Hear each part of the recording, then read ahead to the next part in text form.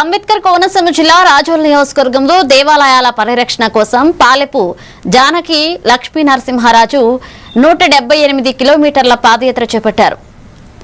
మంగళగిరి నుంచి సకెనేటిపల్లి మండలం అంతర్వేది శ్రీ లక్ష్మీ నరసింహస్వామి ఆలయం వరకు 4 రోజులు నడిచారు. చిన్న దేవాలయాలను కూడా దేవాలయ శాఖ పరిధిలోకి తీసుకుని నిత్య దీప నైవేద్యాలు నిర్వహించాలని కోరారు. అంతర్వేది రాజోలు అగ్నికుల క్షత్రియ సంఘ సభ్యులు స్వాగతం పలికి ప్రత్యేక పూజలు నిర్వహించారు. సంబంధిత మంత్రికి స్థానిక ఎమ్మెల్యేకు వినతి అందజేశారు.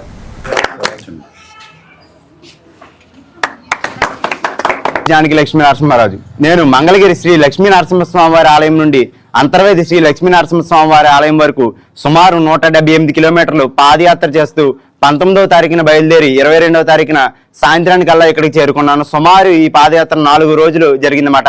అసలు నేను ఎందుకు ఇలా పూనుకున్నానంటే మన దేవాదాయ శాఖ వారు ఏవైతే మన ఆంధ్ర రాష్ట్రంలో దేవాలయాలు పూజలకు నోచుకోవట్లేదో పురాతనంగా ఉన్న దేవాలయాలన్నింటినీ కూడా దేవాదాయ శాఖ వారు పెద్ద దేవాలయాలు ఉన్నాయో వాటికి ఎలా అయితే పూజా కైంకర్యాలు జరుగుతున్నాయో అదే విధంగా మన శిథిలావస్థలో ఉన్న దేవాలయాలకు కూడా పూజా కైంకర్యాలు జరగాలని చెప్పి నేను ఈ పాదయాత్రను చేశానమాట. ప్రసాద్ గారిని ఇప్పుడే అసెంబ్లీకి బయలుదేరారు.